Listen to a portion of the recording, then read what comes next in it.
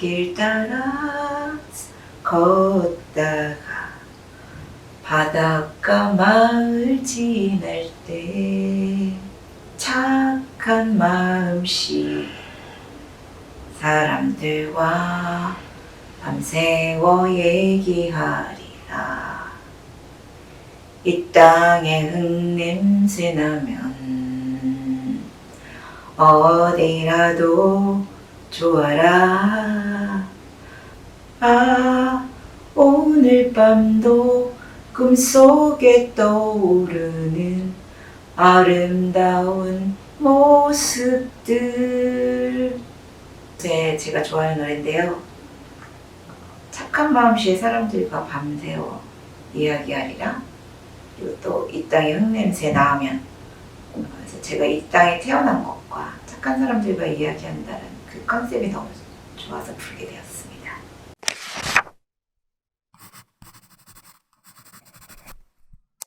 안녕하세요. 저는 고양시에 살고 있고요. 나이는 55세고요. 요가원을 운영하고 있습니다.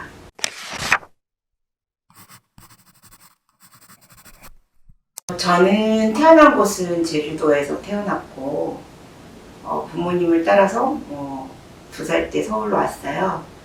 그리고 어린 시절의 삶을 보면 남동생 둘이 있었는데 항상 누나로서 또 마지로서 집에서 집안일을 이렇게 도와야만 되는, 그래서 좀 남녀 차별적인 그런 아들 성우 사상 속에서 살았던 것 같아요. 그리고 학창 시절에는 제가 무엇을 좋아하는지 모르고 공부에도 취미가 없었고, 제가 다녔던 중고등학교 시절은 예체능도 없었기 때문에 되게 우울한 학창 시절을 보냈었어요. 그리고 부모님의 간섭, 딸이니까 이것도 하지 말아라 저것도 하지 말아라 해서 저의 탈출구는 결혼이었어요. 근데 결혼을 마땅히 할 만한 이성을 찾기도 그랬고, 엄마가 소개해주는 이제 이성을 봤을 때 너무 마음에 안 들어서 결국은 연애 결혼을 하게 되었어요. 근데 제가 남편을 만나게 되면서 오히려 부모님으로부터 탈출을 하게 돼가지고 결혼 생활은 정말 저에게는 자유를 누리게 되는 그런 결혼 생활을 하게 되었습니다. 근데 제가 40 중반에 남편과 또 헤어지게 됐어요.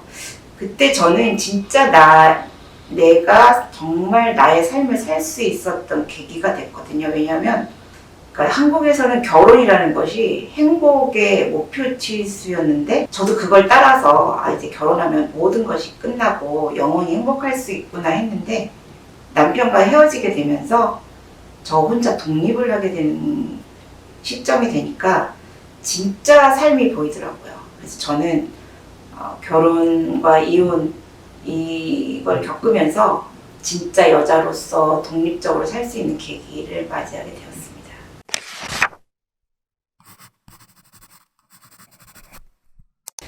여성으로서 삶의 기쁨은 역시 이성을 만나서 사랑을 나누는 기쁨인 것 같아요. 사춘기는 늘 이렇게 이성을 그리고 또 이성에 대한 동경, 사랑에 대한 동경이 되게 많았는데, 정말 이렇게 제가 남편을 만났을 때 그 사랑받고 하는 것이 저의 인생에서, 그러니까 여자로서의 행복으로 최고로 치고, 그 다음에는 이제 내가 내 스스로 혼자 독립적으로 제 일을 찾았을 때, 그리고 제 삶의 목소리를 낼 수 있었을 때, 그리고 타인한테 그것을 인정받았을 때인 것 같아요. 제 인생의 전부죠. 자기 일을 성찰할 수 있고 내 삶의 존재의 의미를 찾을 수 있는 그런 것이 저의 요가입니다.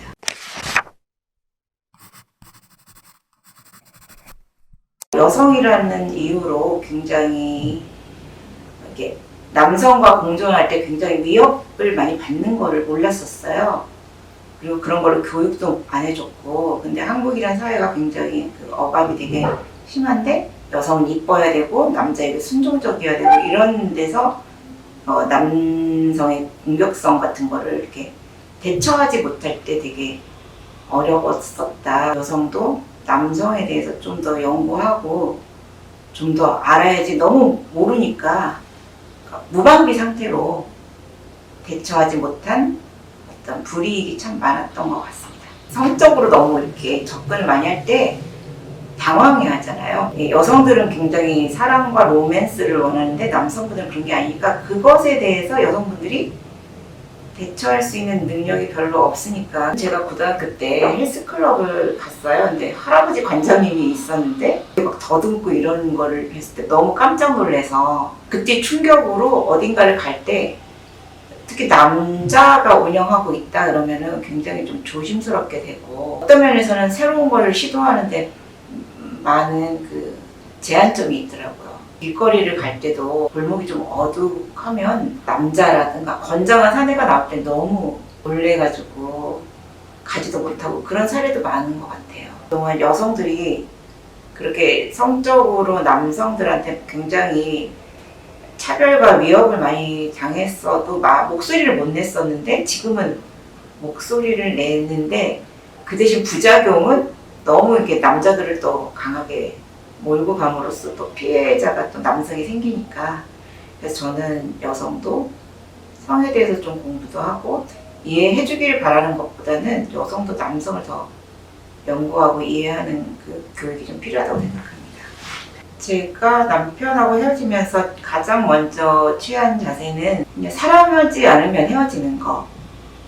남편에게 모든 것을 탓하지 않고 저의 책임도 돌리면서 내가 남편에게 이렇게 해서 남편이 이런 결정을 내렸구나라는 그런 생각에 그래서 좀 저를 객관화시키는데 굉장히 많이 했어요. 제 남편이 다른 여자가 생긴 거죠. 근데 결혼 생활이 한 13년 됐고 앞으로 저의 삶을 봤을 때 좀 먼 미래의 큰 그림을 봤을 때는 남편이 사랑하는 사람이 생길 때는 그 사람이 좋아하는 일을 해줘야겠다라는 우리 그런 약속을 했었어요. 그래서 마음은 아프지만 그게 진짜 이 현실이라면 보내주자. 그래서 제가 상처를 좀 떠안았죠. 주변 친구들, 특히 여성분들은 거의 이렇게 남편을 비난을 해요. 객관적으로 남편의 행복을 빌면서 선택을 하게 되었어요. 이제 저보다 나이가 많은 연배분들을 보면서 정말 이렇게 롤모델처럼 잘 사신 분들을 좀 찾아가서 동기부여를 많이 해요. 특히 한국은 나이는 거의 주름살하고 또 맞먹더라고요. 그래서 머리도 염색을 해야 되고 주름도 막 제거해야 되고 막 늙었다는 것 자체가 그 사회 존재로서 인정이 안 되는 낙오자 같이 막 저는 그런 데서 좀 더 자연스럽게 내 삶을 내 나이 먹음을 그대로 드러낼 수 있고 그대로 인정받을 수 있는 여성이 되었으면 좋겠고 특히 또 여성은 남성보다 훨씬 더 나이를 먹을수록 사교적으로 변하더라고요. 그리고 할 수 있는 일들이 더 남성보다 많은 것 같아요. 다정다감하게 손님을 접대하거나 수혜를 놓거나 여성은 문화인 것 같아요. 그 집안을 다 바꿔버리는 그런 점에서 여성은 나이를 먹을수록 문화다.